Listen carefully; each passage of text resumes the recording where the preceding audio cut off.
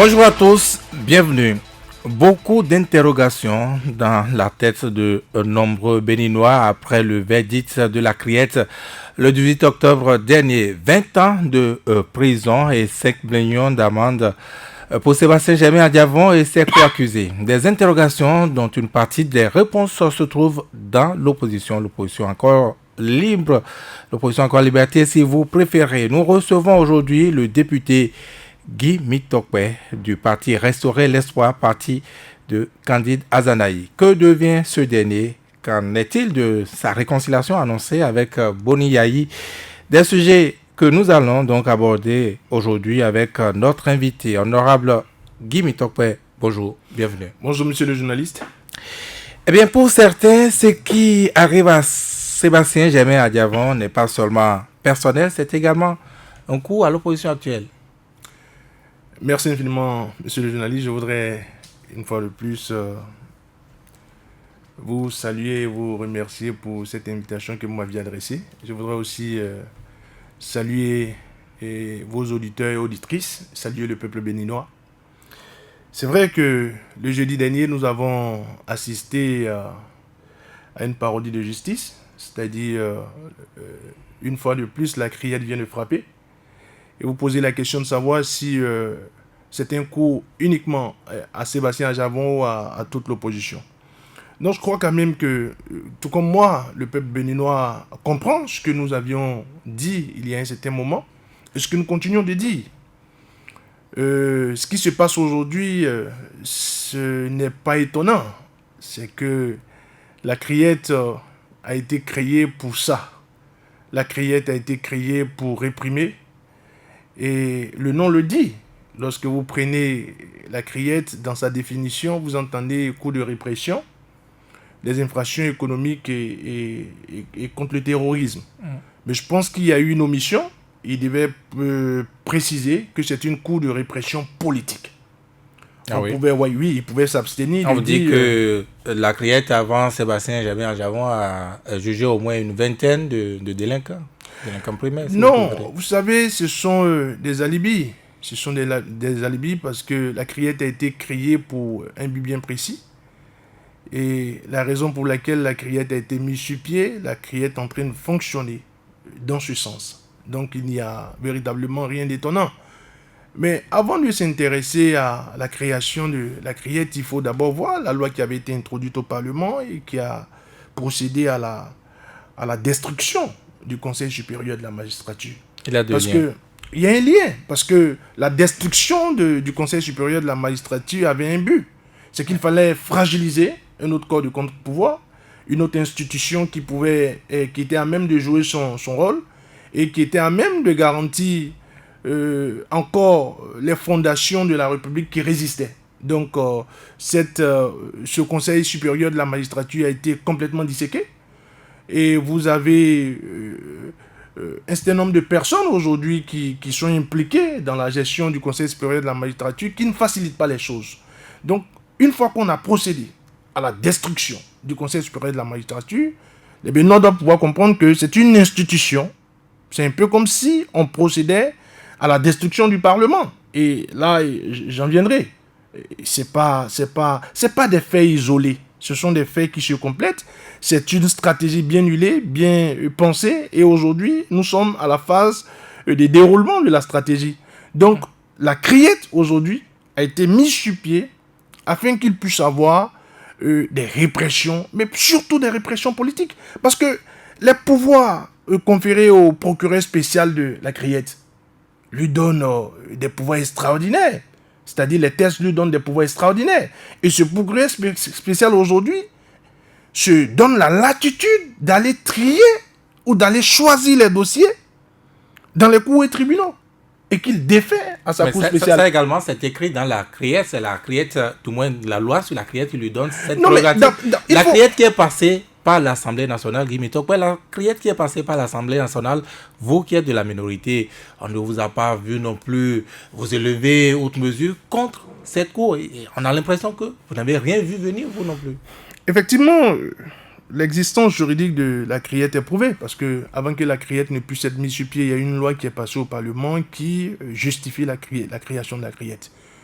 quand vous le dites ainsi, vous ne dites pas faux, parce que la création de la criette a été validée par le Parlement. Mais retournons aux archives du Parlement. Quand je parle d'archives, c'est récent ce que je dis. Lorsque la plénière a décidé de voter cette loi, je me suis moi-même exprimé. J'ai dit mes doutes.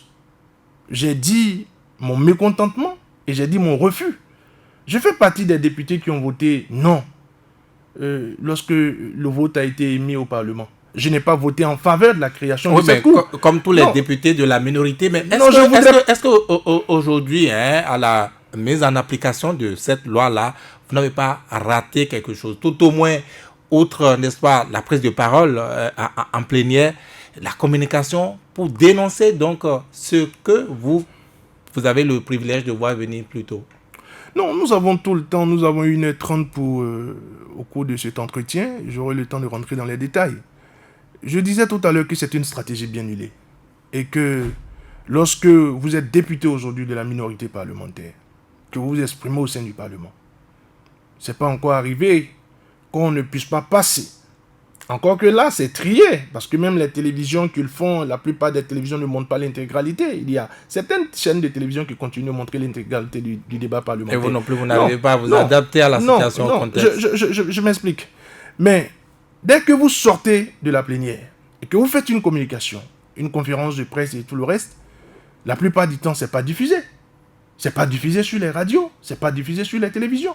Et dernièrement, vous avez constaté avec moi-même que des dispositions avaient été prises afin que même la communication sur les réseaux sociaux puisse être une communication confisquée. Il a fallu que le peuple comme une seule personne se lève pour dire non, vous pouvez confisquer les canaux officiels ou les canaux conventionnels de communication, les télévisions, les radios et tout le reste, mais vous ne pouvez pas empêcher au peuple de s'exprimer sur les réseaux sociaux. Donc c'est une stratégie bien huilée, bien peaufinée, qui se déroule aujourd'hui. Donc, il n'y a pas de réponse en face. Donc, il y a des réponses. La belle preuve, je suis dans vos studios. C'est pour expliquer à ce valeureux peuple ce qui se déroule. C'est pour expliquer à ce valeureux peuple ce que nous faisons. Parce que nous n'avons pas les moyens de ceux qui sont en face de nous. Mais nous avons le courage que le peuple continue de nous exhorter à avoir. Donc, il n'y a pas à être grisé. Ce qui se passe aujourd'hui, c'est que dans cette décision de la criette, vous devez comprendre que c'est une décision politique. La condamnation de M. Sébastien Jabon est une condamnation politique. Mais nous devons pouvoir tirer le leçon de cela. Nous devons pouvoir comprendre que c'est une stratégie qui se déroule. Mais toutes les fois que nous avons l'occasion de le dire, nous le disons. Mais ils ne s'arrêtent pas. Ça ne les freine pas. Ça ne les stoppe pas. Ils continuent de dérouler le plan machiavélique de décapitation des acquis démocratiques, de décapitation de la République elle-même. Donc, il faudrait que nous puissions ensemble comprendre que c'est une stratégie qui se déroule. C'est pensé par des hommes, c'est pensé par des femmes. Ce qui se passe aujourd'hui n'est pas un fruit du hasard. Donc cette criette, l'existence de cette criette est une existence juridiquement fondée, mais il faut comprendre que c'est un instrument politique. Si l'Assemblée nationale, pendant longtemps, a constitué le bras armé de ce régime, par le comportement de sa majorité, si l'Assemblée nationale était le bras droit, comprenez que la criette est le bras gauche. C'est que désormais, le régime en face a deux bras pour agir. Est-ce qu'il a une possibilité de corriger la loi? Je finis rapidement en disant que ce n'est pas nouveau. Ce n'est pas nouveau. Parce que ce qui se passe ici, ça s'est passé au Sénégal. Lorsque Macky Sall, opposant devant le bon Dieu au régime de Abdoulaye Wade, a pris le pouvoir, l'une des premières choses à faire, c'était d'écarter éternellement du pouvoir le fils d'Abdoulaye Wade. Et tenez-vous bien, la cour qui a condamné Karim Wade, ça s'appelle la criée. Seulement que le Sénégal n'a pas ajouté le mot terrorisme à la fin. Mais c'est la criée. Donc, il n'y a rien de nouveau sous le soleil. Ce qui se passe, c'est une occasion, c'est une opportunité pour le régime d'écarter tous ceux qui peuvent parler. De mettre loin tous ceux qui peuvent agir. Et de mettre hors d'état de nuire, comme ils le disent eux-mêmes, tous les citoyens qui ont encore le courage dans ce pays de parler. Mais nous disons que il est impossible de remettre en cause les fondations de notre République. issu de la conférence des forces vives de la nation de février 90. Quand on voit le contexte, quand on vous écoute, on n'a pas l'impression que quelque chose puisse être corrigé de sitôt. Non, la correction, elle appartient à chacun d'entre nous. Non, je parle d'abord de la criette. Est-ce qu'on peut remettre les choses en place, les insuffisances La remise des choses en place, c'est que chacun puisse jouer son rôle. Parce que n'oubliez pas que la quasi-totalité des dictatures ou des tyrannies sont d'abord légales. La plupart des dictatures ou des tyrannies se basent sur des lois. Donc ce n'est pas parce que quelque chose existe par la force de la loi que c'est une bonne chose.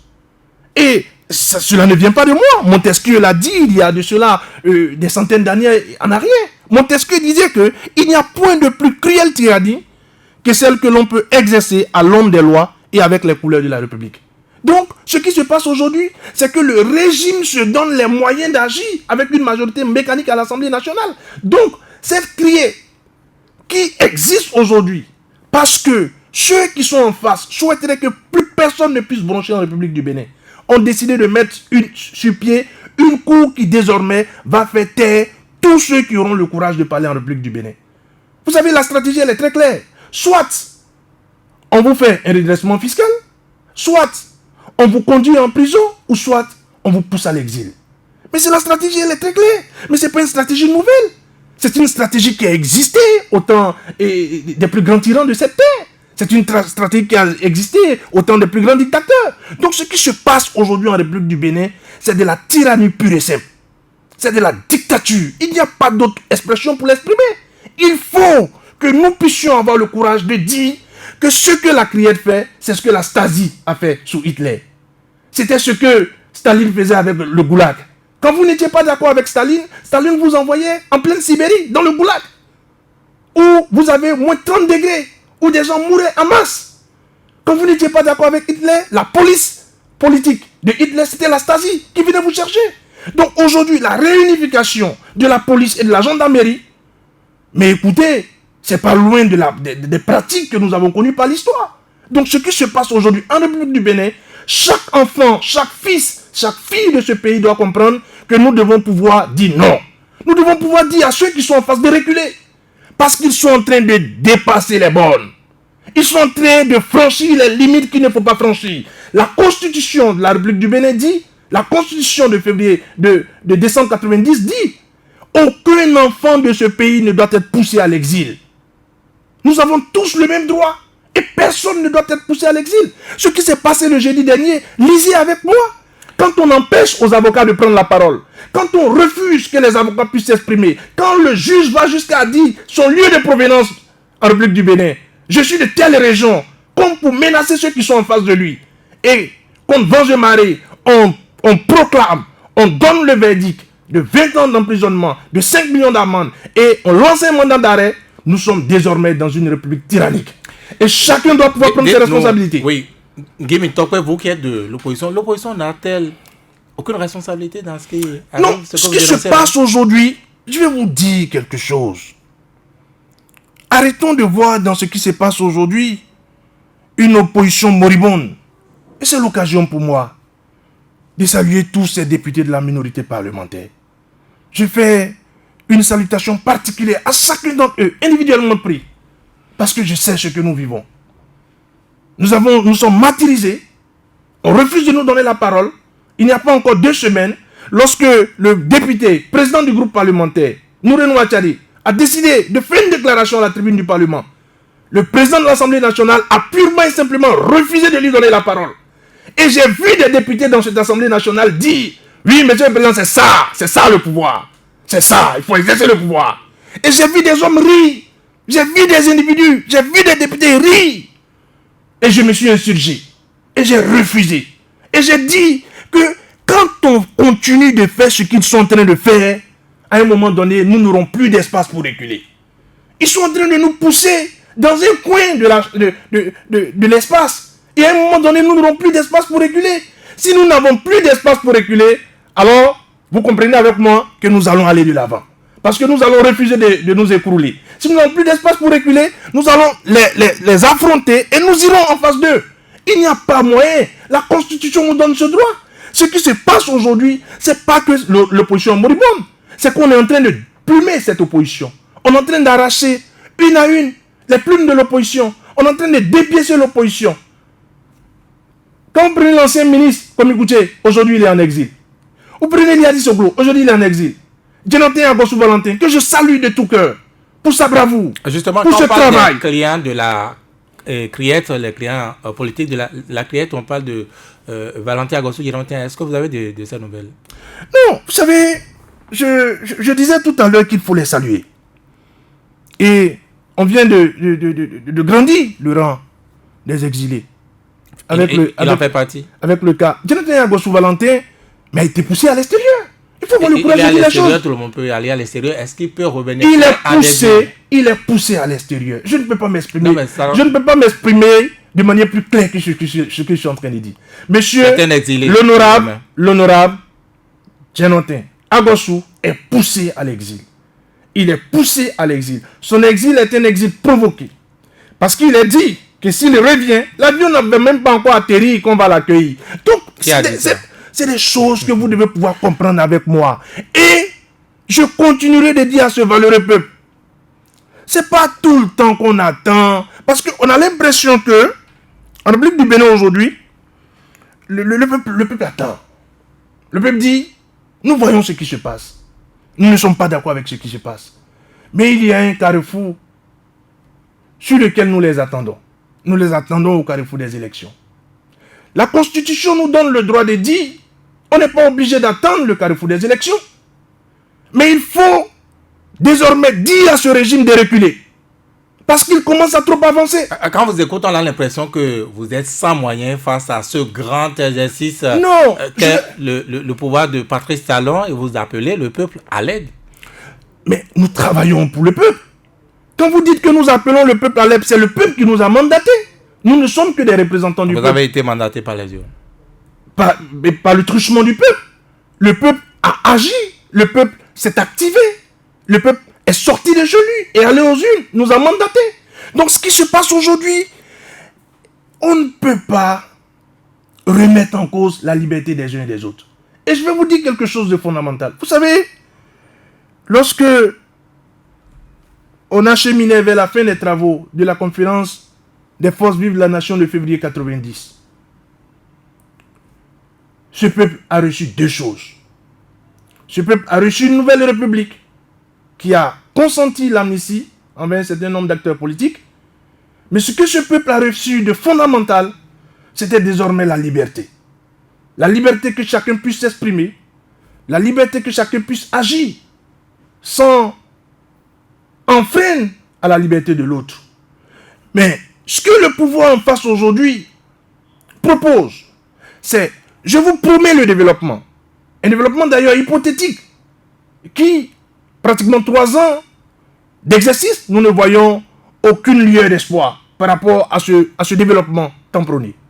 Mais en retour, ce régime dit, je vous donne, je vous accorde le développement. Mais en retour, je vous retire la liberté. Et je disais tout à l'heure, j'ai cité Montesquieu tout à l'heure, en disant que les grandes tyrannies, les grandes dictatures agissent par le truchement de la loi. Donc, beaucoup de lois sont confectionnées aujourd'hui, sont d'abord cuisinées au niveau de l'exécutif, transférées à un groupe de députés, c'est-à-dire des propositions de loi, des projets de loi qu'on présente comme des propositions de loi. C'est d'abord là la corruption de la loi. C'est la fondation de la corruption des lois votées depuis un certain moment au sein de l'Assemblée nationale. Donc, une fois que la loi votée est une loi corrompue, comprenez avec moi que son usage ne sera pas en faveur du peuple. Donc, des lois ont été votées et ces lois-là aujourd'hui empêchent les citoyens de pouvoir s'exprimer. La loi sur le renseignement, la loi sur les collaborateurs externes, la modification du code du travail, la modification du code électoral, la modification du code pénal. Le code pénal aujourd'hui en République du Bénin qui empêche tout regroupement. Nous ne sommes pas dans un régime de déclaration de rassemblement.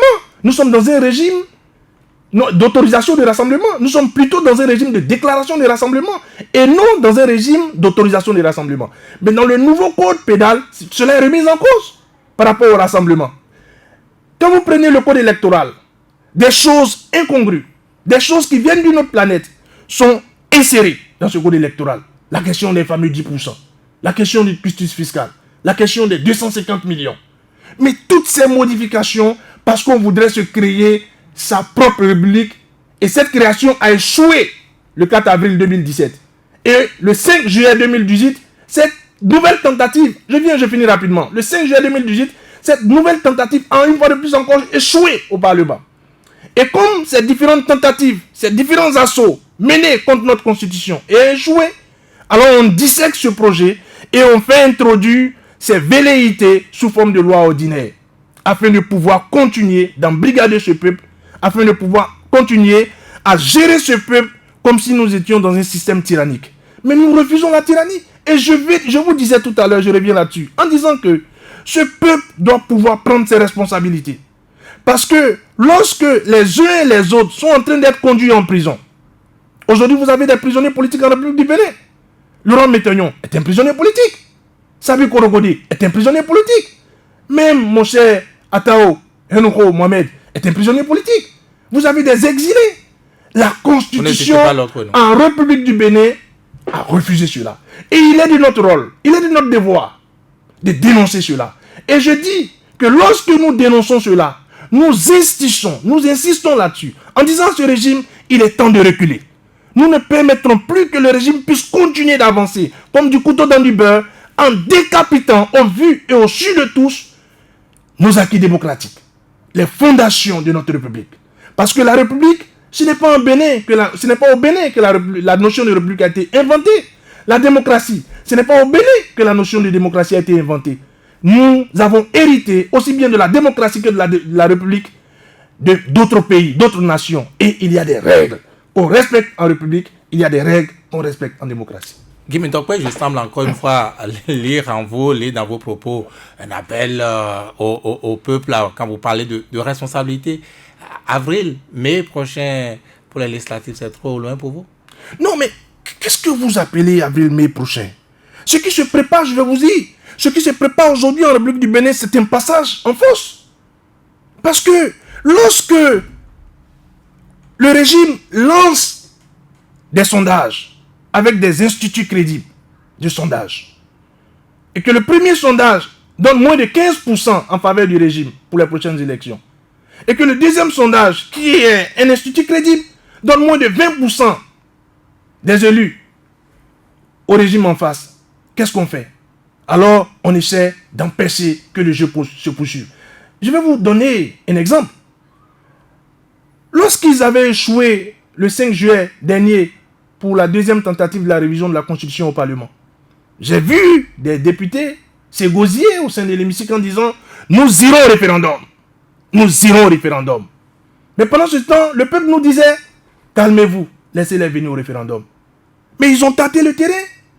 Et ils ont compris que c'était un référendum qui sera en leur défaveur.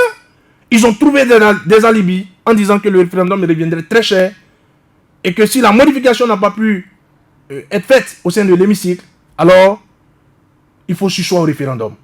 Donc c'est une fuite en avant. Pour les prochaines élections, ils ont déjà les informations plus crédibles que ce que vous et moi nous avons. Alors qu'est-ce qu'il faut faire? Il faut empêcher que le jeu se déroule. Il faut empêcher que certains acteurs puissent avoir la possibilité de se présenter aux prochaines élections. Empêcher, et ça, je vous l'ai dit. Le jeu se déroule, c'est ne pas organiser les législatives ou ne pas avoir de compétiteurs en face. Non, mais mettez dans le panier tous les schémas. Parce que ce qui se profile à l'horizon, c'est que tous les schémas sont désormais possibles. Parce que rwandariser le Bénin, mais nous sommes déjà dans la rwandarisation du Bénin. Nous sommes en paix dans la rwandarisation du Bénin. Il appartient aux fils de ce pays, aux filles de ce pays, de prendre leurs responsabilités et de dire que nous n'accepterons pas des forcings. Ce qui se passe, ce sont des forcings. Quand vous voyez l'attitude des magistrats lors du procès du jeudi dernier, c'est qu'on a l'impression qu'ils se disent il n'y a rien en face. Il n'y a personne en face. Il n'y a personne en face, on peut continuer. Donc, nous devons pouvoir les dire, non seulement il y a des personnes en face, il y a une porte, la maison n'est pas sans porte, mais non seulement il y a une porte, mais il y a une clé. Non seulement il y a une porte, mais il y a une clé. Donc on ne peut pas rentrer comme ce qu'ils sont en train de faire. Et il faut les dire que nous sommes dans une république. Ils n'ont pas inventé la république. Ils n'ont pas non plus inventé la démocratie. Ce qui se passe aujourd'hui, c'est que le Parlement a été complètement vassalisé, complètement à la merci de l'exécutif. les magistrats qui résistaient, il a été plané au-dessus de la tête, l'épée de Damoclès de la radiation. Il a été dans la foulée créer une criette qui devient un autre bras armé afin de pouvoir frapper. Donc, l'âme de la radiation, l'âme de l'exil, l'âme de l'emprisonnement, l'âme de l'impôt. Donc, nous devons pouvoir expliquer aux populations que ce qui se passe, ce n'est pas la République héritée de la conférence des forces vives de la nation. C'est une autre République. Nous sommes dans une autre République sans que la Constitution sans qu'il n'ait eu le temps de changer la Constitution. Ils ont créé leur propre République. La République issue de la conférence des forces vives de la nation de février 90 est une République dans laquelle les droits des uns et des autres sont des droits à respecter. La République dans laquelle nous étions, parce que nous avons dit aux différents présidents, souvenez-vous, lorsque le président Mathieu Kérékou finissait son mandat et que le président Yahi Boni devait arriver, le peuple était à la recherche de quoi? Le peuple a exprimé son vote en 2006 pour le président, le candidat Yahi Boni, parce que le peuple était un peu fatigué des politiques. Le peuple se disait, mais écoutez, nous avons la stabilité politique, nous avons la liberté, mais nous n'avons pas encore le développement. Allons chercher un développeur. Le président Yahi a fait ce qu'il pouvait faire. Nous étions là pour lui dire, quand il a mal fait, pour dire qu'il a mal fait. Et quand il faisait bien, de dire qu'il peut faire mieux. Mais lorsque le président Yahi Boni s'en allait, le peuple dit, le développement que j'ai tant recherché, je ne l'ai pas encore. Mais je continue d'avoir ma démocratie, je continue d'avoir ma liberté. Je suis encore à la recherche d'un développeur. Le peuple n'a jamais remis en cause sa démocratie, la qualité de sa démocratie. Le peuple n'a jamais remis en cause la qualité de la liberté des uns et des autres. Mais le peuple est à la recherche d'un développeur. Mais nous avons jeté notre dévolu sur le candidat Patrice Talon. J'étais de ceux qui ont sillonné nos localités, nos campagnes, nos villages, nos villes, pour dire qu'il faisait partie des meilleurs. Pour ne pas dire qu'il était le meilleur. Et le peuple dit, si c'est lui qui peut nous apporter le développement, si c'est lui qui peut nous garantir que chaque Béninoise et chaque Béninois puisse avoir un meilleur niveau de vie, alors prenons-le. À 65%, le peuple a voté. Mais nous rappelons que le peuple n'a jamais dit qu'il faudrait remettre en cause la liberté, qui est un principe, laissez-moi terminer s'il vous plaît, qui est un principe cher à notre peuple. Mais lorsque le président lui dit, moi je vous promets le développement, mais en retour je vous prends vos libertés par de nouvelles lois. Et le peuple a dit non par le truchement de la minorité parlementaire. Donc, je viens ce matin réinsister, avouer à nouveau que nous ne sommes pas d'accord avec ce qui se passe. Je viens dire ce matin que ce qui se passe n'est plus de la démocratie. Ce qui se passe en République du Bénin désormais, et écoutez, acceptez avec moi que c'est de la tyrannie.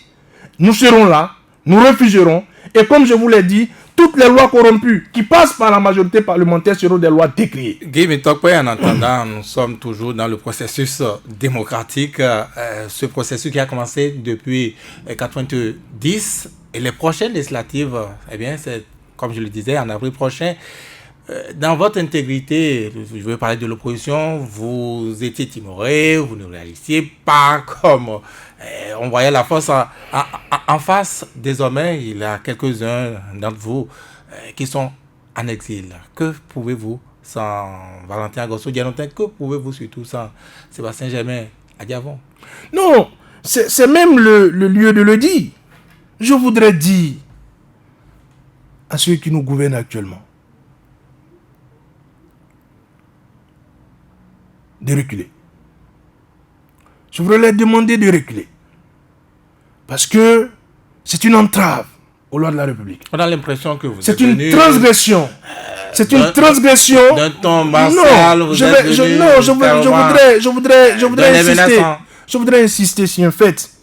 Parce que nous ne sommes pas en train de jouer. Il s'agit de la République. Il s'agit de la République. Il faut permettre que ce pays puisse continuer de fonctionner dans la paix. Lorsque c'est l'exécutif même qui commercialise la peur, lorsque c'est le pouvoir lui-même qui vend la peur, qui fait la promotion de la sinistrose et qui fait la promotion de la psychose, il faut lui demander de reculer. Le rôle de l'exécutif, ce n'est pas de faire peur au pays. Le rôle de l'exécutif, ce n'est pas de commercialiser la sinistrose ou la psychose. Le rôle de l'exécutif, c'est de rassurer les populations. C'est de nous rassurer. L'exécutif n'a pas à nous vendre la peur. La commercialisation de la peur rentre dans l'effectivité d'un schéma de décapitation de l'opposition. Et nous refusons cela. Donc, je demande à l'exécutif de reculer. Lorsque nous constatons que toutes ces personnalités issues de l'opposition parlementaire et issues de l'opposition tout court sont aujourd'hui en exil, alors qu'il y a parmi ceux qui ont accordé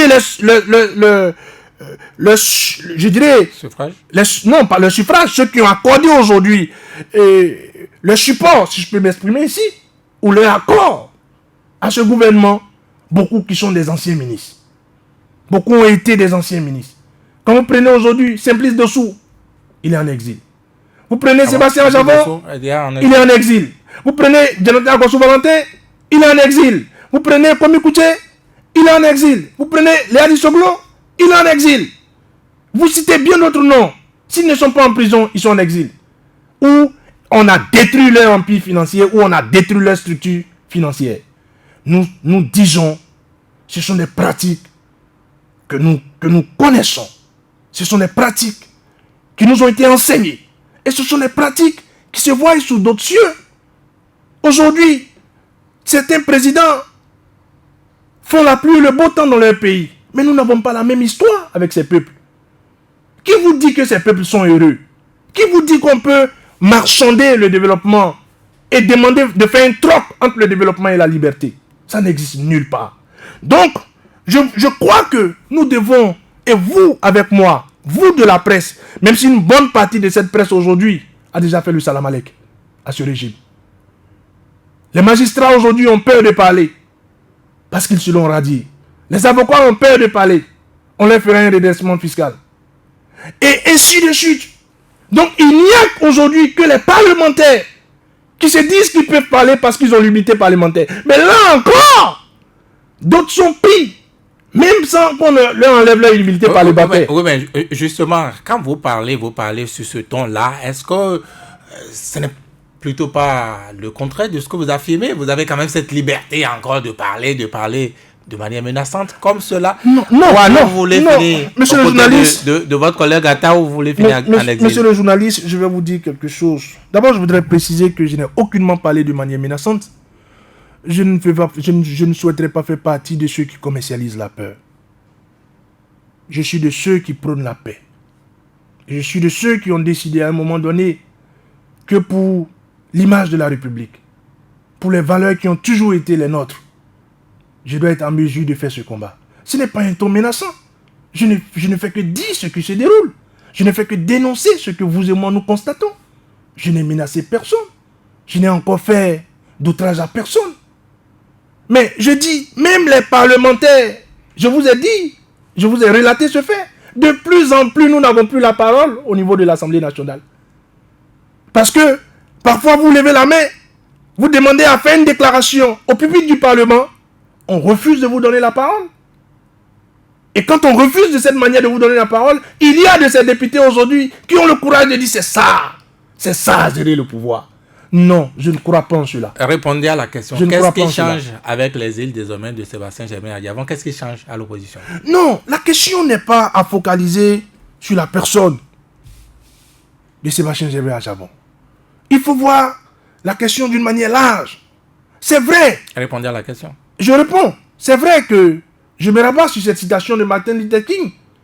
Une injustice appliquée à un seul individu est une menace contre tous.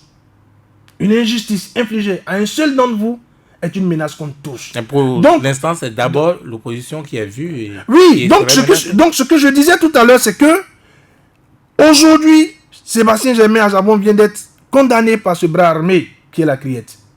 C'est une fois de plus la logique de décapitation de l'opposition et de l'opposition tout court. Donc, vous devez comprendre avec moi que il est parti, on vient de le faire sortir du pays. La question à se poser aujourd'hui est que qui est le suivant? Justement, cela arrive à quelques mois, quelques semaines des législatives. Est-ce que vous allez pouvoir vous remettre de ce coup-là? Comment vous allez... Mais c'est quoi vous mettez dans l'expression se mettre d'eux? Non. Se remettre. Se remettre d'eux. Non. La question ici, c'est de savoir ceux qui sont en train d'agir tels que vous et moi nous constatons, quels sont les autres plans qu'ils ont? Il faut mettre dans le panier, je l'ai dit tout à l'heure, tous les autres plans machiavéliques. Ouais, juste là, vous n'avez eu de réponse à aucun plan. Si on vous écoute, on vous a écouté citer nommément tous ceux-là qui seraient en exil. Vous avez accusé le coup à chaque fois. Non.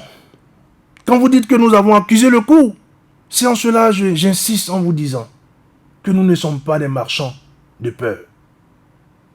Et vous êtes des consommateurs. Mais je vous ai aussi dit qu'à un moment donné, on n'arrive plus à reculer. Même quand on veut reculer. À un moment donné, on n'a plus le choix, on ne peut plus reculer. Même quand on veut reculer. Et je l'ai dit, quand je l'ai dit tout à l'heure, vous avez parlé de menace, ce n'est pas une menace. C'est que c'est de la logique. C'est du domaine de la raison. Vous attendez de reprendre des forces non, quand vous allez complètement être poussé à bout. Non, il n'y a pas de fragilisation possible. La logique aujourd'hui de la mouvance présidentielle, c'est la décapitation de l'opposition. Aussi bien l'opposition parlementaire que l'opposition tout court. Nous sommes en train de dire à notre peuple qu'à un moment donné, on ne peut plus reculer. Et nous disons, si tous ceux que je viens de citer aujourd'hui ont été réprimés politiquement, soit en prison, soit hors du pays, c'est que ce n'est pas encore terminé. Ils ont encore d'autres plans. Justement. Ils ont encore d'autres plans à mettre en exergue. Et nous disons que stop. Non seulement nous disons stop, mais nous continuons en disant, nous exigeons le retour de ces personnes qui sont sorties du pays. Avec l'exil désormais de Sébastien Germain Adjavon, beaucoup ont vu que le prochain sur la liste pourrait être votre leader, le leader du Parti Restaurer l'Espoir, candidat Zanaï. Ah bon? À vous m'informer. Je n'étais pas au courant. Vous ne vous êtes jamais posé la question, vous n'êtes pas inquiet? Non, moi je n'étais pas au courant que le prochain sur la liste est le président du Parti Restaurer l'Espoir. Je n'étais pas au courant. La seule chose que je sais, c'est que le président Zanaï suit les événements avec beaucoup de sérieux. Et préoccupé aussi, non? Préoccupé? Non. Je crois qu'il suit les événements avec beaucoup d'attention, beaucoup de sérieux. Et nous continuons de travailler. Le parti se réunit, les réunions du parti se déroulent très bien. Nous continuons de suivre l'actualité. Vous parlez un peu affligé quand même. Mais votre voix a changé. Non, mais écoutez, dans la dynamique de la communication, il y a des moments où le ton monte, il y a des moments où le ton baisse. Ce n'est pas de l'affliction. Ça dépend des sentiments qu'on évoque aussi. Non, pas forcément. Ce n'est pas de l'affliction. Ce n'est absolument pas de l'affliction. Je voudrais simplement insister sur le fait que les travaux se continuent, le parti travaille, mais c'est vrai que nous sommes préoccupés. Parce que cette préoccupation, ce n'est pas dirigé contre la personne du président Zanaï. La préoccupation que nous vivons aujourd'hui, c'est la décapitation de notre démocratie. C'est la remise en cause de l'état de droit. C'est la décapitation de la République elle-même. C'est préoccupant. Parce que lorsque vous êtes dans une République et que les choses se passent de cette manière, vous posez la question de savoir que nous arrive-t-il. Justement, est-ce à cause de ce que vous avez en face que le président de Restaurer l'Espoir s'est muré donc, dans ce silence depuis là? Ah, parce que vous pensez qu'il s'est muré? Non, je vous ai dit tout à l'heure que nous continuons de suivre la situation avec beaucoup d'attention. Parlons du président candidat Zanaï. Il poursuit ses activités quotidiennes comme tout le temps. Son agenda n'a pas changé. Donc, il est effectivement préoccupé. C'est quoi ses activités? Il rencontre les femmes, il rencontre les jeunes, il fait quoi? Mais le parti évolue, les activités du parti se poursuivent. C'est un parti qui vit. Le parti Restaurer l'Espoir aujourd'hui fait partie des partis les mieux structurés. Ce n'est pas de la prétention que de le dire. Nous faisons aujourd'hui partie des partis politiques les mieux structurés. Vous semez dans le souterrain? Non, quand je dis les activités du parti se poursuivent, les jeunes travaillent, les femmes travaillent, le président lui-même a son agenda, les membres du bureau travaillent. Donc, il n'y a pas de préoccupation, je sais pas, outre mesure. Oui, mais, Guy Mitokpe, sans langue de bois, vous savez que, eh bien, candidat Zanaï peut faire partie et pourrait faire partie, n'est-ce pas, des clients possibles à rechercher pour casser la stratégie de l'opposition. Oui, c'est en cela que je pose la question, même si ce n'est pas mon rôle dans ce studio. de savoir quelles sont les raisons aujourd'hui qui pourraient expliquer que candidat Azanaï soit inquiété sur sa sécurité, sur sa liberté. Il est inquiété, c'est une réponse? Non, ce que vous dites, non, c'est moi qui vous pose la question, puisque vous me posez la question de savoir est-ce que Azanaï ne serait pas sur la liste, et je pose la question de savoir quelles sont les raisons qui pourraient expliquer aujourd'hui que le président du parti Restaurer l'Espoir puisse être inquiété pour sa sécurité, pour sa liberté. Puisque c'est vous qui posez la question, répondez. Non, c'est pas celui qui pose la question qui répond. Allez, sans faire de jeu. C'est celui à qui on pose la question qui répond. Répondez. Non, moi, je vous ai répondu que, et ça, j'insiste là-dessus. Je suis quand même, le nom de l'émission, c'est Sans langue de voix. Et vous l'aviez remarqué depuis un peu plus de 40 minutes maintenant, j'ai pas fait de fioriture. J'ai pas fait de... Les auditeurs qui apprécient. Non, quand je dis j'ai pas fait de fioriture, j'ai été sincère envers moi-même. Là, il me semble que vous faites de réserve, là. Non, c'est stratégique aussi. Non, je ne fais pas de réserve. C'est stratégique, on peut vous laisser continuer. On va à un autre sujet. J'insiste là-dessus. Il serait plaisant d'aller à un autre sujet, mais j'insiste là-dessus. Nous continuons les activités. Le président Azanaï continue les activités au sein du parti. Qu'en est-il de la réconciliation? Candidat Azanaï, Boni Yayi a annoncé, vous êtes sorti. Personne ne vous a rien demandé, a annoncé ça en conférence de presse. Merci infiniment, monsieur le journaliste. Je crois que c'est une question que beaucoup de Béninois se sont posées. Je suis posé la question de savoir, mais c'est quoi encore cette histoire de réconciliation entre l'ancien président de la République, le président Thomas Boni Yayi et le président du parti Restaurer l'Espoir, candidat Azanaï. Je crois qu'il y a de cela un peu plus d'un an et demi. Il y a eu, à l'initiative des personnes elles-mêmes, une tentative de médiation. Donc cela ne date pas d'aujourd'hui. Il y a eu un certain nombre de personnalités de notre pays qui ont accepté de mener des démarches vers les deux personnalités que je viens de citer afin que ces deux personnalités puissent se réconcilier. Vous n'êtes pas sans ignorer qu'il y a de cela quelques années en arrière, plus précisément le 4 mai 2015, une tentative d'enlèvement ou d'arrestation du président candidat Azanaï. Donc la ville de Cotonou et d'autres localités du pays avaient été sérieusement secouées. Donc, il y a eu des Béninoises et des Béninois qui ont pris le risque de défendre la liberté, qui sont sortis dans les rues. Donc, pour le respect que nous avons pour ce peuple, pour le respect que nous avons pour ces Béninois et pour ces Béninoises, nous ne pouvons pas placarder à les yeux que l'ancien président de la République, Thomas Boni Yayi, et le président du parti Restaurer l'Espoir se sont déjà réconciliés. Non. Il est de bon ton. Et pour le respect que nous avons pour ce peuple, qu'à un moment donné, que nous puissions sortir et que ceux qui ont suivi cette médiation au sein du parti Restaurer l'Espoir, c'est-à-dire les responsables au sein du bureau exécutif national qui étaient tous présents à la sortie de l'hôtel Azalaï, et aussi les responsables du parti FCBE et qui étaient aussi présents. Donc, il est normal que pour le respect que nous avons pour ce peuple, que nous puissions faire cette sortie et annoncer à ce peuple, informer ce peuple qu'il y a une initiative qui a été menée afin que les deux présidents puissent se rencontrer et puissent décider de fumer le calumet. Mais c'est quand le bébé annoncé apparaîtra quand? Non, j'explique un peu parce que je disais tout à l'heure qu'il y a de cela environ un an et demi. Et ça fait plus d'un mois et demi également. Voilà, vous avez fait cette sortie-là, on ne voit rien toujours. Effectivement, il y avait de cela environ un an et demi. Donc, quand les deux personnalités ont donné leur accord de principe de se rencontrer, il est de bon ton que nous puissions annoncer cela pour le respect que nous avons pour le peuple. C'est vrai que dès que nous avons fait cette annonce, c'est allé dans tous les sens. Nous avons vu dans les journaux et les uns et les autres qui disaient Azanaï rejoint les FCBE, Restaurer l'Espoir rejoint les... Non, je voudrais insister là-dessus. Cette rencontre n'est pas d'abord la rencontre des partis politiques.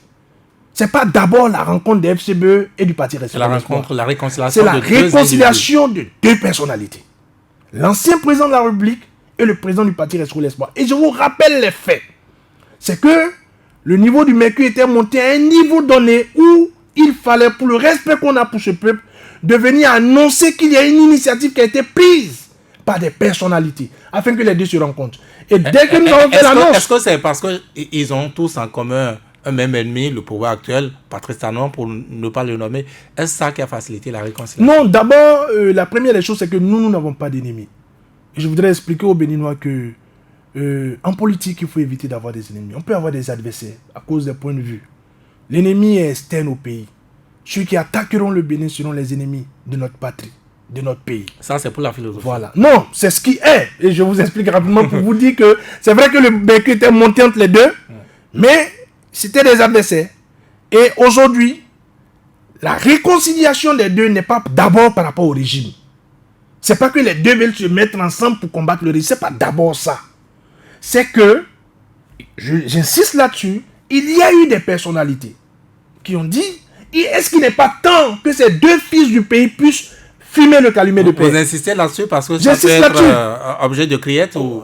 Non, absolument pas. Absolument pas. J'insiste là-dessus parce que... Ou c'est parce que beaucoup voient que c'est cela? Non, j'insiste là-dessus parce que dans les commentaires, parfois ça va dans tous les sens. Et il faut restituer ce qui est. Donc, les deux personnalités ont donné leur accord de principe de se rencontrer. Et se rencontreront dans les jours qui viennent. C'est vrai qu'il y a eu un petit décalage de calendrier qui ne dépendait pas des deux. Donc, dans les tout prochains jours, les deux personnalités se rencontreront. J'insiste là-dessus. Ce n'est pas d'abord la rencontre des partis politiques, mais des deux personnalités. C'est comme si c'était rencontré déjà. Mais est-ce qu'une telle réconciliation va vraiment être sincère, vraiment sincère? Non, la sincérité, c'est d'abord une question personnelle. Et moi, je voudrais au passage saluer toutes les personnalités qui ont pris de leur temps pour mener cette démarche de médiation afin que les deux personnalités puissent se rencontrer. La sincérité, comme je l'ai dit, c'est d'abord une affaire personnelle. Mais je suis sûr d'une seule chose, c'est deux fils valeureux de ce pays. Mais c'est une affaire de personnalité. Est-ce que le pays en a besoin? Vous aviez besoin de faire cette sortie pour nous l'annoncer? Ah, vous pensez que le pays n'a pas besoin? Moi, je crois que le pays en a besoin. Il y a tellement de gens qui se querellent au quartier. Non, moi, je crois que le pays en a besoin parce que c'est quand même des personnalités. Il y a le président Yahya Boni qui a été ancien président de la République, aujourd'hui président d'honneur des FCBE. C'est quand même une personnalité respectable de ce pays. Il y a le président et candidat Zanaï qui est le président du parti Restaurer l'Espoir et plusieurs fois ministre, député dans ce pays, plusieurs fois député dans ce pays.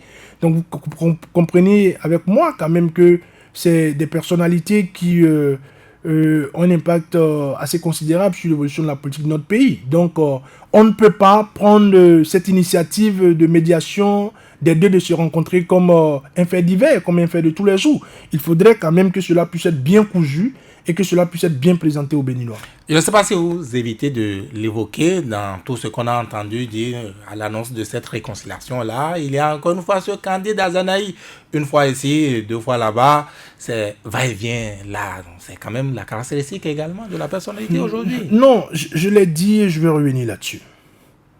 Vous savez, on peut vous peindre comme on veut. On peut salir votre image comme on veut. On peut ne pas aimer la personne. Mais à des moments donnés, il ne faut pas avoir une vie politicienne sur des choses sérieuses. Dites-moi dans ce pays, Monsieur Vigile, dites-moi dans ce pays, combien d'hommes politiques sont assez responsables de leur position, de leurs paroles et de leurs promesses? Lorsque nous étions en campagne, et là je vais vous faire ce témoignage, il y a un député qui est de la minorité parlementaire, qui continuait d'être député lorsque la campagne pour l'élection présidentielle de 2016 avait été lancée. Puisque souvenez-vous que les législatives étaient en 2015, donc l'Assemblée était déjà instaurée. Et dans les démarches, afin que des députés puissent épouser sa cause, le président Azanaï, qui était déjà député, avait approché ce député. Et lui avait dit, je te propose le candidat Patrice Talon.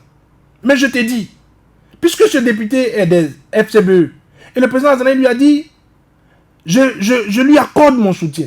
Mais si ce que nous disons, ce qu'il m'a dit que je te dis, afin que nous puissions lui accorder notre suffrage, notre soutien, si demain il ne respectait pas cela, je démissionnerai.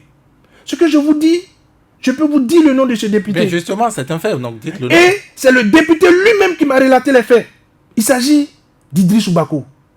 Et j'ai dit de René Bagoudou plutôt. René Bagoudou. Du député René Bagoudou. René Bagoudou, l'ancien intendant. Voilà. Non, pas l'ancien intendant. L'ancien, c'est Adams Bagoudou. Ah, d'accord. De René Bagoudou, qui m'a dit, le président Azanaï m'a fait cette confession. Il m'a dit, soutiens mon candidat avec moi. Malheureusement pour lui, je n'ai pas pu accorder mon suffrage à son candidat. Mais Guy, je te fais ce témoignage parce que quand il a démissionné le 27 mars, je me suis dit non, je rêve. Et je t'ai appelé afin que tu me donnes la confirmation de sa démission. Quand il m'a dit qu'il avait démissionné, j'étais ému. J'avais les larmes aux yeux. Parce que je me dis, des hommes comme celui-là, il n'y en a pas beaucoup dans ce pays. Il m'a dit, quand je ne serai plus d'accord, je démissionne. Il me l'a dit au cours de la campagne. Combien d'entre nous sont capables de le faire? Mais quand on le fait, c'est pour la République. Quand les gens disent ce qu'ils sont en train de dire, ceux qui le font, je finis rapidement. Ceux qui le font pourquoi? Ceux qui le font pour aller vers la marmite. Quand on dit celui-là, il est ici aujourd'hui, demain il est de l'autre côté. Ceux qui le font dans le pays que vous connaissez, ils le font pour quitter l'opposition pour la mouvance. Oui, mais candidat Zanaï a démissionné, pourquoi? Mais c'est ce que je vous explique aujourd'hui. Premièrement, quand on n'est pas d'accord, on dit non. Ensuite, c'est une responsabilité, c'est une question de responsabilité d'assumer quand on pense que à un moment donné, on n'est plus d'accord. Parce que je vais vous dire quelque chose. C'est pour le principe, mais concrètement, il a démissionné. Non seulement c'est pour le... Non, nous avons assez largement évoqué les raisons de sa démission. Ça ne doit pas vous fatiguer de l'évoquer à nouveau. Moi-même, dans ce studio, j'étais largement revenu sur les raisons de sa démission. Je pense qu'on aura encore l'occasion de revenir là-dessus. Quoi? Deux choses. On n'était plus d'accord avec un certain nombre de choses. L'une des premières choses avec lesquelles on n'était pas d'accord, c'est les conditions dans lesquelles on devait réviser la Constitution le 4 avril 2017. On n'était pas d'accord. La démission était survenue le 27 mars, à quelques jours de la révision de la Constitution. Il n'était pas d'accord avec la manière par laquelle on poussait le dossier et la Constitution a été révisée. On n'était pas d'accord avec... Pourquoi vous voulez qu'on reste? Et je dis aux gens, ça c'est l'une des raisons, je peux vous citer encore d'autres raisons. Et je vais vous dire, si le président Azali ne démissionnait pas, il faisait partie des plus proches du chef de l'État. Il avait la possibilité de rester. On parle aussi de la gestion donc du ministère de la Défense avec des histoires d'achat d'armes. Ah bon, peut-être que ceux qui l'évoquent sont mieux placés pour le dire. Moi, les raisons officielles que je connais, c'est ce que j'évoque. Et je vous dis, si Azali ne quittait pas ce gouvernement, il avait la possibilité de continuer de rester. Personne ne le menaçait de le faire débarquer de l'équipe. Donc c'est une question de responsabilité. Quand on dit il est versatile, il quitte ici, il va là, non. Précisons les choses. Inculquons ces valeurs à nos enfants. Inculquons ces valeurs à nos petits-enfants, à notre entourage. Nous avons un pays dans lequel chacun doit commencer à mettre en exergue l'intérêt supérieur du pays. Il faudrait que de plus en plus le Béninois puisse dire le Bénin d'abord. Parce que si le président candidat Azanaï avait dit Azanaï d'abord, croyez-moi, il serait encore dans cette équipe, il serait en train encore de bénéficier et de s'engraisser. Mais il a dit le Bénin d'abord. Et quand on dit le Bénin d'abord, on prend ses responsabilités. Et c'est ce que je vous dis. Le travail que nous faisons n'a pas de prix. Et là, je viens sur une question. Quand les gens disent que les jeunes sont manipulés, je dis c'est une insulte à la souffrance des jeunes. La manipulation ira jusqu'à quel point? Parce que c'est pour la manipulation que les jeunes ont décidé de prendre les responsabilités pour les différentes initiatives. L'initiative de Niki, au passage. Je salue le camarade Korogone. Et je lui dis que la jeunesse est avec lui. Parce que c'est pour les beaux yeux de quelqu'un, c'est pour quelques miettes, quelques millions, quelques centaines de mille, que les jeunes font ce qu'ils font à Vida, ce qu'ils font à Porto Novo, ce qu'ils font à Banikwara, ce qu'ils font à Parakou, à Natitengu, à Perere et j'en passe. C'est pas pour de l'argent. Cette jeunesse n'est pas manipulée. Cette jeunesse, elle est excédée. C'est une jeunesse qui est à bout. C'est une jeunesse qui veut parler. Je sais le nombre de coups de fil que je reçois chaque jour. Des jeunes qui me disent, Guy Mitokba, viens nous entretenir. Et pour la petite anecdote, quand je parle de la commercialisation de la faim, de la peur, dernièrement, des jeunes d'une localité m'ont appelé, m'ont interpellé. Guy, viens nous entretenir. À la veille de mon déplacement, je reçois un coup de fil, on me dit, Joe, si tu vas là-bas, on va t'allumer. J'ai dit, on va m'allumer, ça veut dire quoi? C'est quoi? On est où? On va m'allumer, ça veut dire quoi? Mais laissez les gens tranquilles. Désormais, les jeunes ne sont plus libres de se réunir. Des hommes en civil viennent, intimident, parfois enlèvent, vont questionner. C'est la Stasi ou c'est quoi? On est où là? Donc je voudrais quand même qu'on puisse se parler, qu'on puisse dire que ça suffit. Il faut laisser les jeunes s'exprimer parce que ceux qui souffrent de ce que le pays va mal, ceux qui souffrent le plus de ce que le pays va mal, non, excusez-moi, ce n'est pas les plus âgés. C'est d'abord les jeunes. C'est d'abord ces jeunes diplômés qui n'ont pas d'emploi. C'est d'abord ces jeunes qui sont encore à la charge des parents retraités. C'est d'abord ces jeunes qui courent les rues, qui courent les campagnes, et qui sont désespérés. À Kandé Dazanaï et son désormais futur ami Boni Yayi, se réconcilier, mais pourquoi? Non, je l'ai dit, et j'insiste là-dessus, que c'est une réconciliation qui n'est pas d'abord une initiative des deux personnalités. Non, je l'explique. Non. Je vous dis l'importance. Ça, mais quel est l'agenda après? Non, l'agenda. Non, l'agenda, je vous l'ai dit, c'est que c'est d'abord une réconciliation. C'est une réconciliation. C'est pas d'abord la rencontre des deux parties, c'est la rencontre des deux personnalités. Mais n'oubliez pas avec moi que c'est deux personnalités politiques. Pour des activités politiques communes. Probablement, si les chemins se croisent, qu'est-ce qui empêche les deux parties de collaborer, de rester ensemble si les chemins se croisent? Mais d'abord, il faudrait solder. Il faudrait faire le solde du passé. Et pour faire le solde du passé, il faudrait que ces deux personnalités se parlent. Maintenant, si, dans le déroulement de la procédure ou du processus, les deux personnalités comprennent que les différentes parties doivent communier ou se mettre ensemble, nous aviserons les jours qui viennent. Est-ce qu'il est possible que les deux se mettent ensemble pour aller aux législatives? Je veux dire, une liste commune. Mais c'est une éventualité à ne pas écarter. Dans ce sens. C'est probable parce que je vous l'ai dit tout à l'heure qu'il n'y a pas d'ennemi sur le plan national. Et nous avons en commun aujourd'hui un combat. D'abord, je voudrais préciser quelque chose. Allez-y. Ce qui a fait parler ou ce qui a remis en cause le dialogue entre les deux partis ou entre les deux responsables de partis, il y avait d'abord ces médiateurs, mais il y a aussi au Parlement que moi-même, député du parti Restaurer l'Espoir, et que je travaille de commun accord avec les députés restés fidèles à la ligne du peuple. La minorité a créé ça. Donc la minorité aussi a favorisé cela. Moi je travaille aujourd'hui, le président de mon groupe parlementaire aujourd'hui, c'est un député FCBE. Et comme je l'ai dit tout à l'heure, au passage, je salue tous les députés de la minorité parlementaire qui travaillent dans des conditions aussi difficiles que je le sais. Est-ce qu'il faut attendre donc avec cette réconciliation que ça fasse naître donc une liste pour l'opposition et pour ce qu'on entend là, 2 blocs pour le pouvoir? Non, d'abord il faut relever certaines incongruités. Allez-y. C'est quoi cette histoire de 2 blocs? 2 blocs. Vous savez, ça m'a rappelé un ami la dernière fois, qui m'a appelé de Paris. Un ami avec qui j'ai fait le campus, qui suit l'actualité dans son pays. Il est aujourd'hui dans le domaine du pétrole à Paris. Il m'a dit, Guy, je suis l'actualité, mais il me semble qu'il y a un fait que vous n'avez pas bien vu.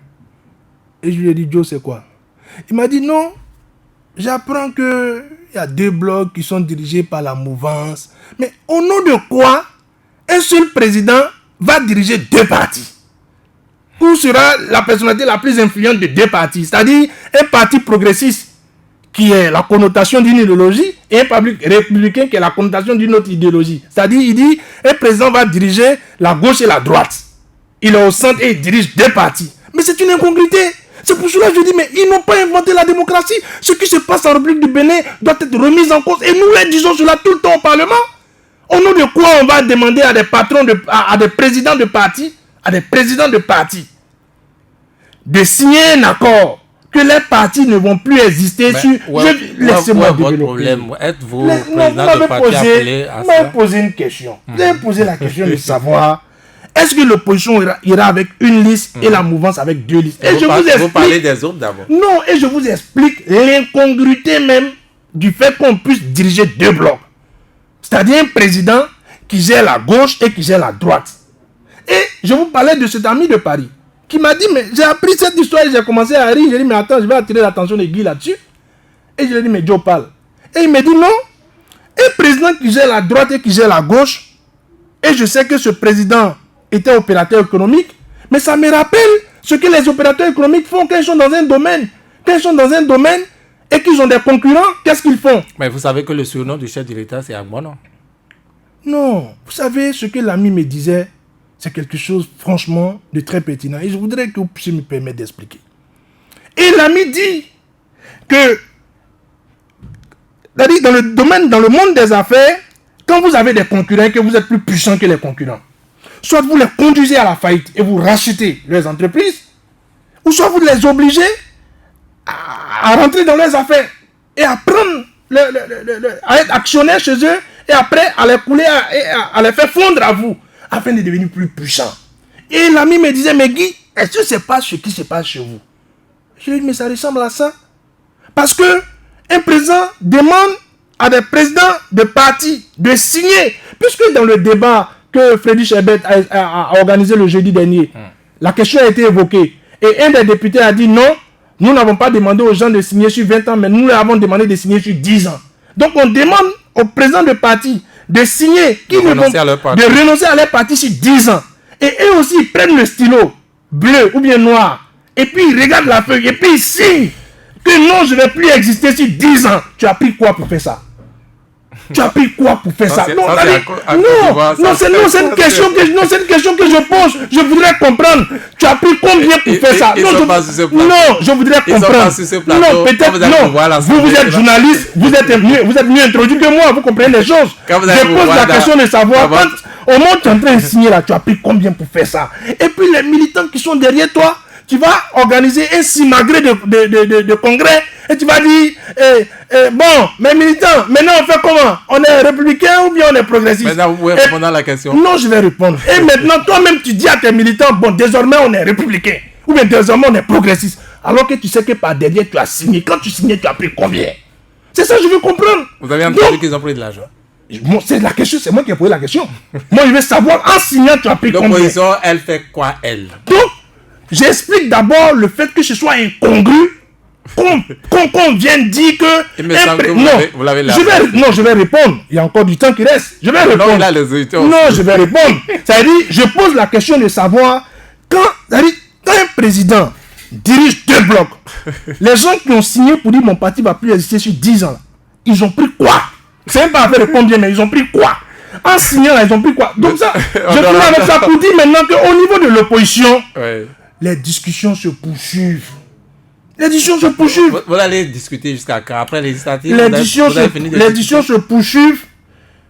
Nous, au parti Restaurer l'Espoir, lors de la dernière sortie au siège du parti où on a lu un communiqué, j'ai expliqué au peuple que nous irons en congrès. Mais ce n'est pas un congrès pour dire je suis dans progressiste ou bien dans régressif, ou bien je suis dans républicain ou bien dans progressif. Non, c'est pas ça. C'est un congrès pour dire nous avons, au niveau du parti Restaurer l'Espoir, accepté de raser la base de nos membres fondateurs. C'est-à-dire? Nous allons exister en tant que parti. Nous avons pris à nos dispositions. Donc, les discussions avec l'opposition se poursuivent. Ça, il n'y a pas de fioriture, il n'y a pas de confusion, il n'y a pas de maquillage. Outre. Est-ce que vous avez abordé cette question? Excusez-moi, vous avez abordé cette question. On dit que l'USL n'a pas de récépissé, le FCB encore non plus n'a pas de récépissé.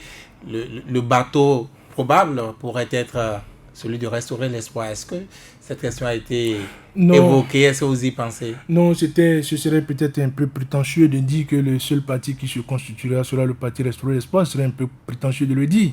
Mais je voudrais dire aux uns et aux autres que la loi a cité des critères pour exister juridiquement comme parti politique. Respectons ces critères, puisque cette loi a été déjà votée. Nous disons d'abord qu'il faut reculer sur ces questions. Mais à défaut, nous disons que nous allons essayer.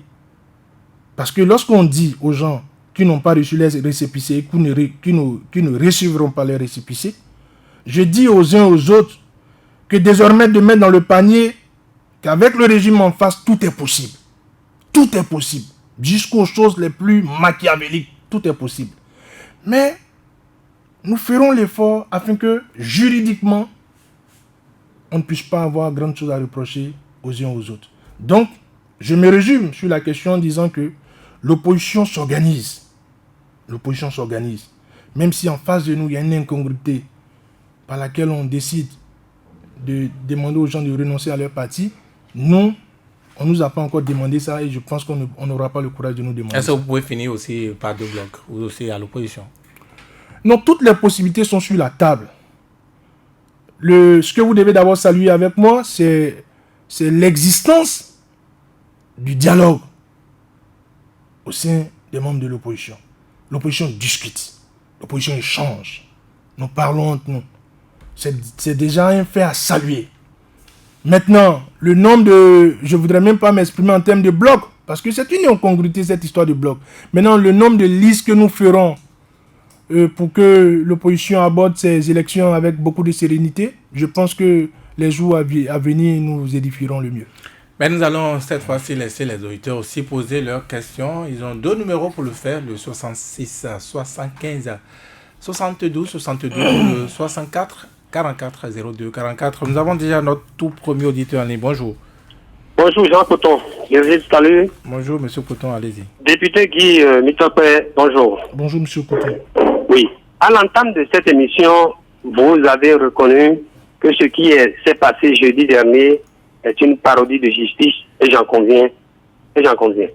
Tenez, lorsqu'on prend l'article 20 de la loi qui encadre la criette, qui demande de reverser les anciens dossiers de crimes économiques et autres infractions dans le champ d'application de la loi de la criette. Alors que l'article 16 de la Constitution qui dit « Nul ne peut être arrêté ou inculpé qu'en vertu d'une loi promulguée antérieurement aux faits qui lui sont reprochés. » Point. Aucun citoyen ne peut être contraint à l'exil. C'est le premier alinéa qui m'intéresse surtout. Que l'espèce, la criette n'est nullement qualifiée pour connaître de l'affaire des 18 kg de cocaïne pure. Monsieur le député, en votre qualité de législateur, qu'est-ce que vous avez pu faire, ni vous, encore moins vos collègues de l'opposition, pour ne pas déceler ce conflit-là? Deuxième élément. Là, du croisé du préambule de notre Constitution qui me fait lire ceci.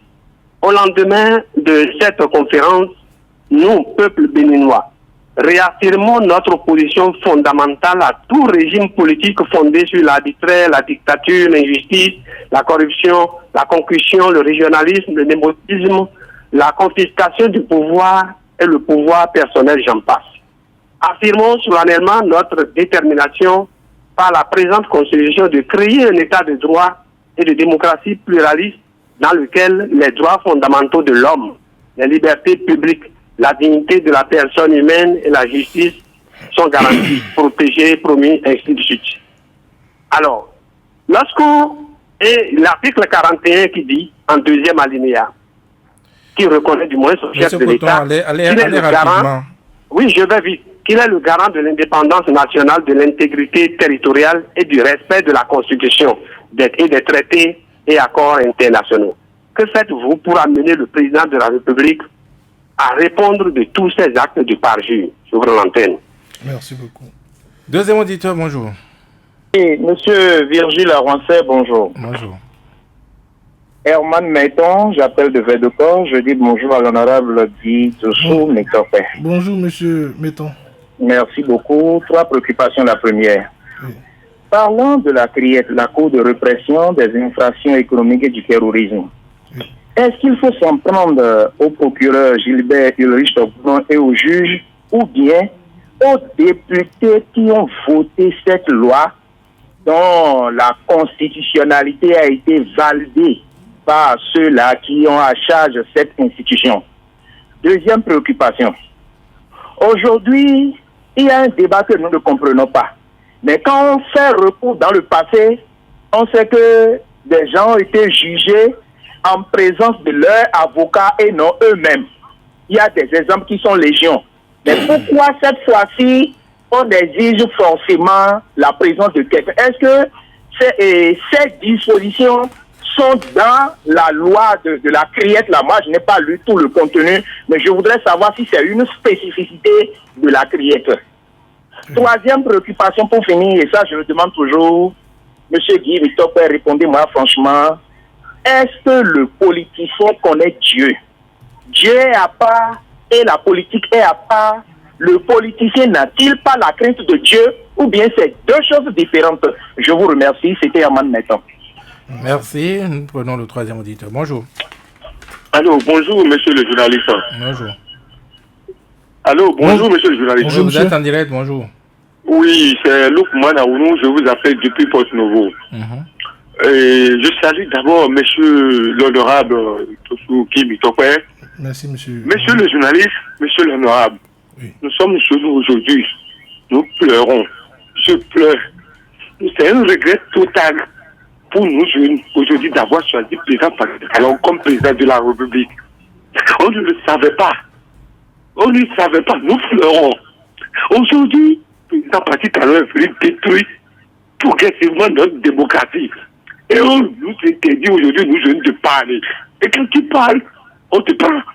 Quand tu parles, on te jette en prison. Vraiment. Mais nous, à qui nous aujourd'hui, bon, à qui nous tolérons.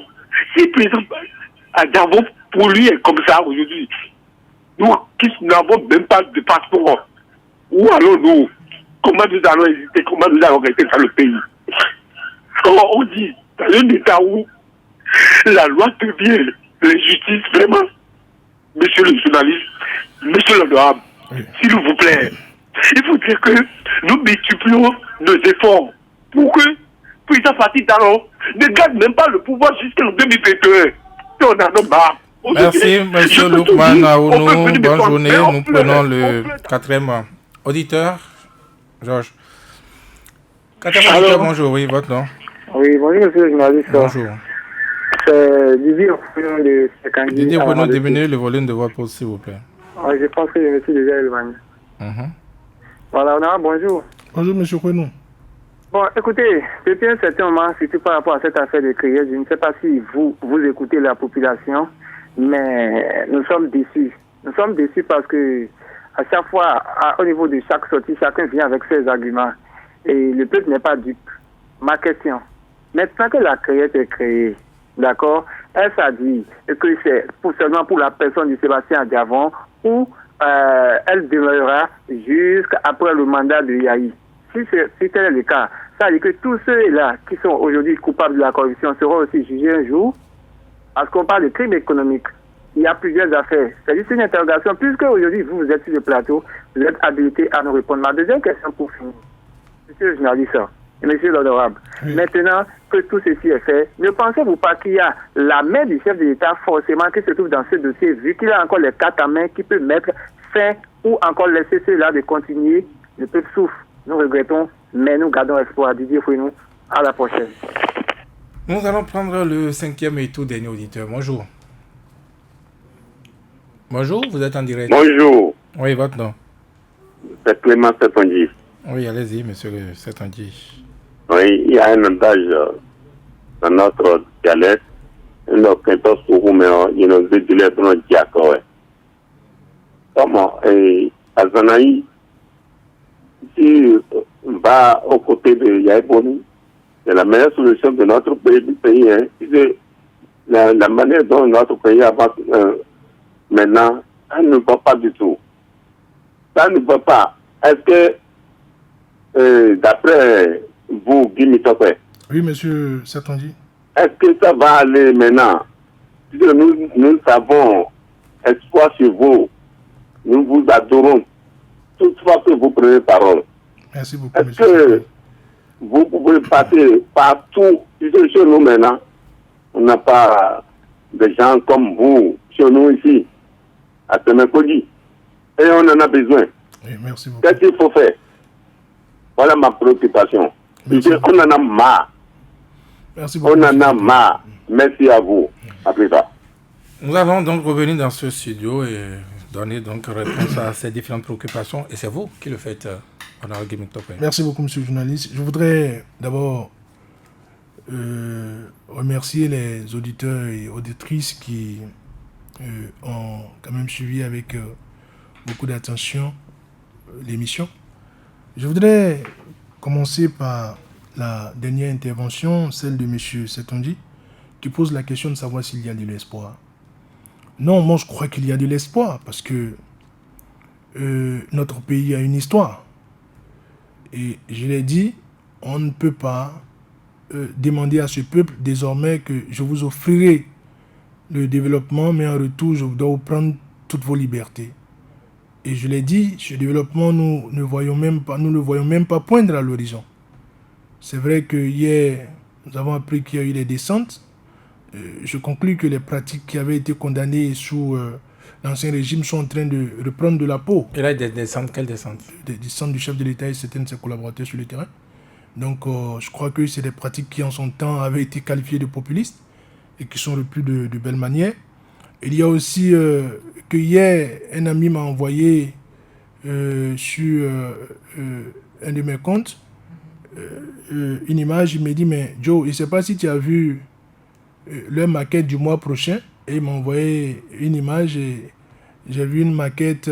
Il dit non, maintenant jusqu'aux élections, chaque mois aura sa maquette.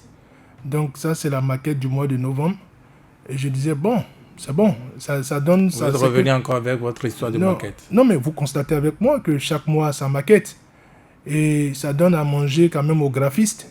Même si rien ne va dans le pays, les graphistes au moins auront à faire, ça mousse pour eux. Donc, il n'y a pas de problème. Parce que moi, j'ai vu la maquette de l'aéroport de Glo. J'ai pas encore vu les travaux qui ont débuté. J'ai vu la maquette des voies asphaltées. Même à l'entrée de la ville de Porto-Novo, on monte une maquette où on monte des voies asphaltées. J'ai pas encore vu d'asphaltage qui a commencé quelque part.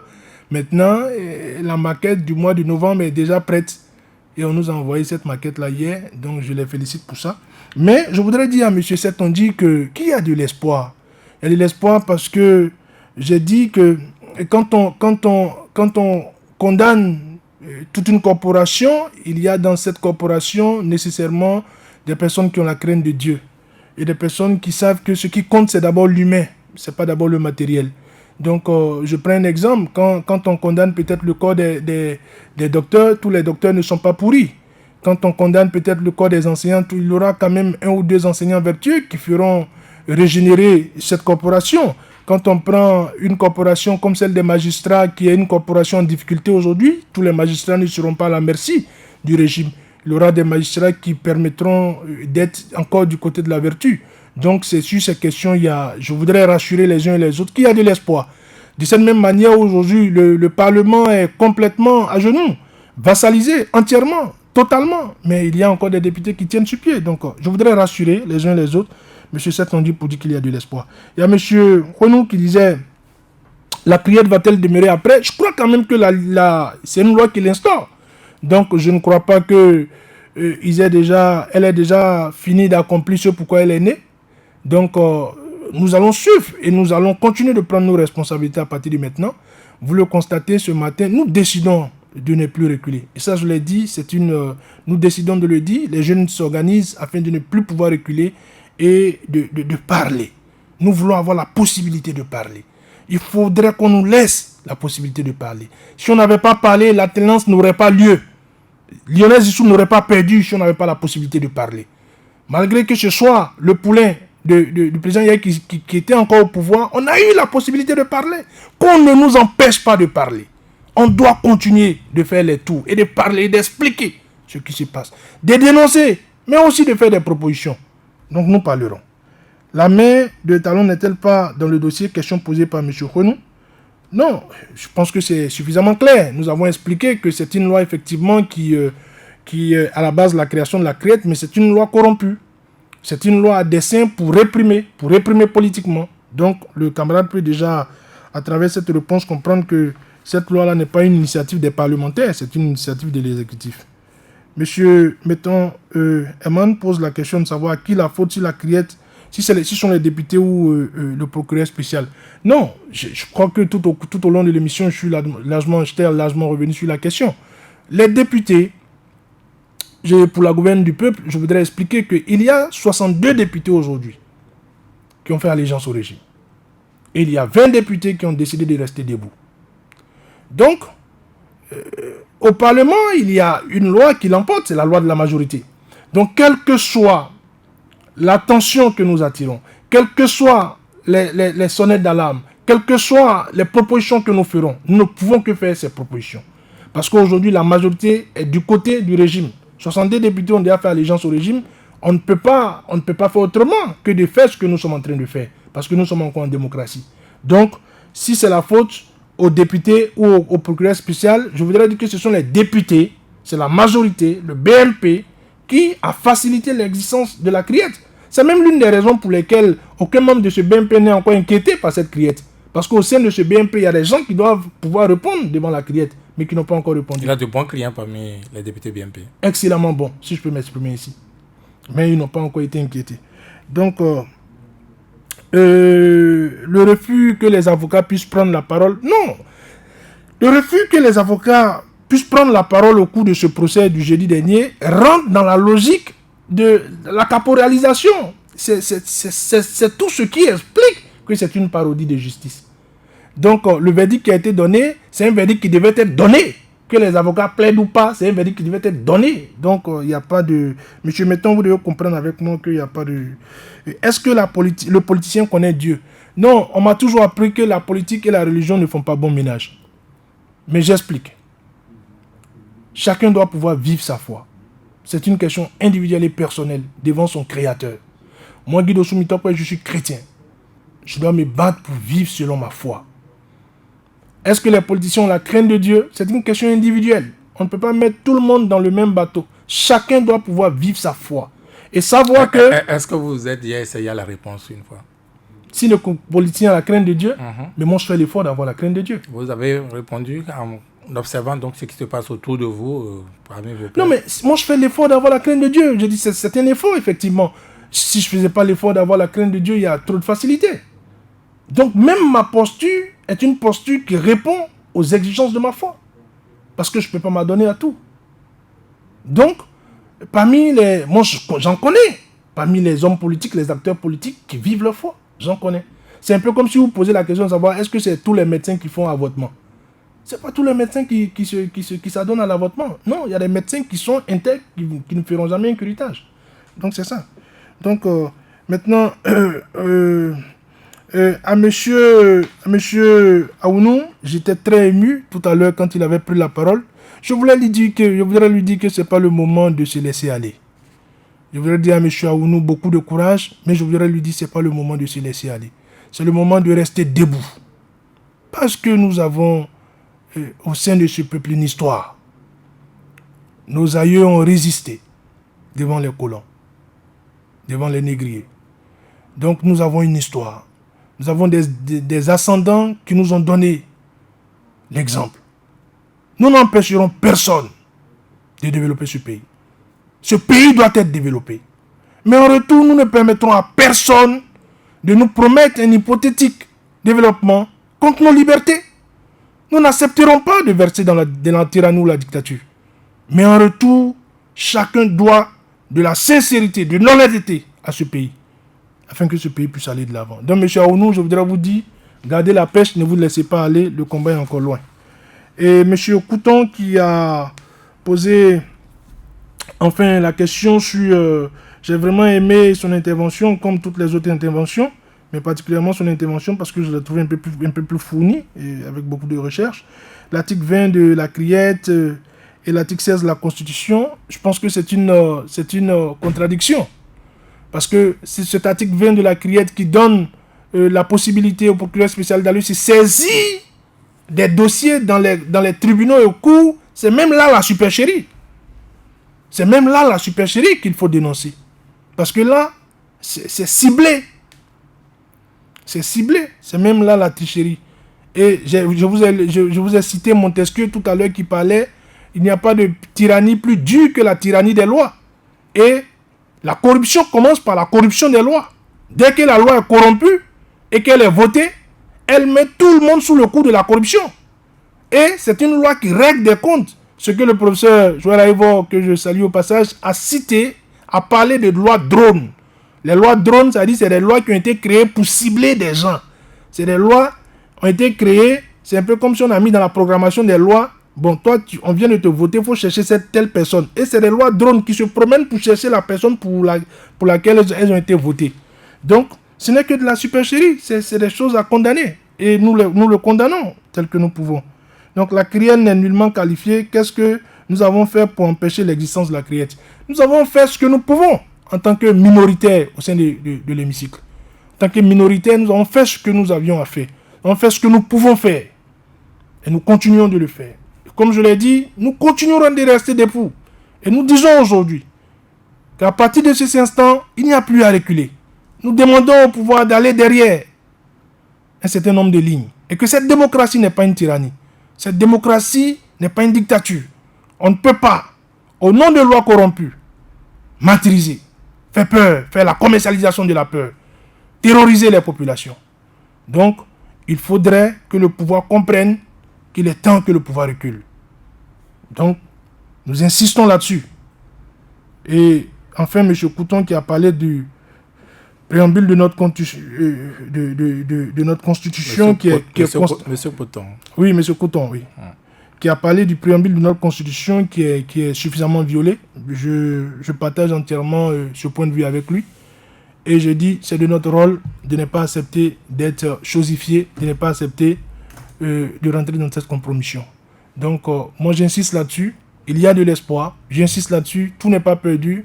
Nous sommes un peuple fort et nous continuerons de rester debout, de dénoncer, de faire des propositions afin que ceux qui aujourd'hui constituent les bourreaux de la démocratie, les bourreaux de la liberté, les bourreaux de la République puissent reculer. Justement sur la préoccupation de Jean Couton au sujet donc des articles 20 de la loi sur la criette et l'article 16 de la Constitution, vous, à la minorité, tout comme au BMP, tout comme à la Cour constitutionnelle, vous avez laissé passer l'incongruité, vous n'avez pas vu ça? Non, mais c'est ce que je venais de vous dire tout à l'heure. Même quand des propositions sont faites... Mais vous n'avez pas fait d'amendement dans ce sens? Non, parce que sur un certain nombre de lois, nous avons déjà eu l'exemple. La quasi-totalité des amendements qui proviennent de la minorité parlementaire ne sont pas pris en compte. Parce que la plupart de ceux-mêmes qui votent cette loi, ces propositions ne viennent pas d'eux. C'est des propositions qui leur sont imposées. La plupart de ces députés n'ont même pas droit au chapitre par rapport aux amendements. Et quand c'est comme ça se corrige comment? Non, mais ça se corrige par leur fait. C'est à leur bon vouloir. Dernièrement, j'étais en train de traverser les couloirs du Parlement quand j'ai surpris deux de mes collègues en train d'échanger. Un disait non, mais écoute, le patron n'a pas accepté la proposition. Et je me suis dit, le patron n'a pas accepté la proposition. C'est qui le patron? Vous écoutez derrière les portes? Non, je passais. Moi, je partais aux toilettes là. Je partais uriner. Et j'ai surpris deux collègues en train de discuter derrière la porte qui disaient non, le patron n'a pas accepté la proposition. Je dis, mais le patron, c'est qui le patron? La République quand même reconnaît un président de la République, un président de l'Assemblée nationale. Mais c'est qui le patron? Mais s'il y a un patron, c'est qui les employés? Eh bien, j'ai surpris deux collègues en train de se dire dans le couloir, le patron n'a pas accepté. Je dis, mais c'est qui le patron? C'est qui les employés? Guy Dosso, c'est la fin de cette émission. Je vous remercie, monsieur le journaliste. Je voudrais, comme mot de fin, dire à ce peuple qu'il n'y a pas de raison de se laisser aller à la commercialisation de cette peur. Et que ce peuple a pour acquis sa démocratie et que pour ne rien au monde, nous allons accepter que cette démocratie puisse être décapitée. Et les promesses faites sur la base de maquettes ne peuvent pas quand même nous influencer à ce que nous acceptons le troc entre la démocratie et un développement qui ne vient jamais. Donc, je voudrais dire à ce peuple, à notre peuple, de continuer de rester debout et de travailler. Il n'y a que le travail qui libère les peuples. Il n'y a pas de miracle autre que le travail qui libère les peuples. Je salue au passage tous les députés de la minorité. À ceux qui sont à l'extérieur, je leur exprime toute ma compassion. Et je leur dis que le combat continue pour la consolidation de notre démocratie. À ceux qui sont en prison injustement, je leur dis que nous ne les avons pas oubliés. Nous ne serons jamais partisans d'un Bénin de xénophobie, de régionalisme. Nous ne ferons jamais cette promotion. Nous sommes pour l'unicité de la République, de la nation. Le Bénin est indivisible. Et nous continuerons le combat pour un Bénin plus fort. Guy Mitokpe, merci d'être venu. Je rappelle que vous êtes député de la minorité, député élu du parti Restaurer l'espoir. Merci à chacun, merci à tous d'avoir été là. Edgar Nyankadia, Georges Kono ont assuré la réalisation technique de cette émission Sans langue de bois. C'est encore dimanche prochain.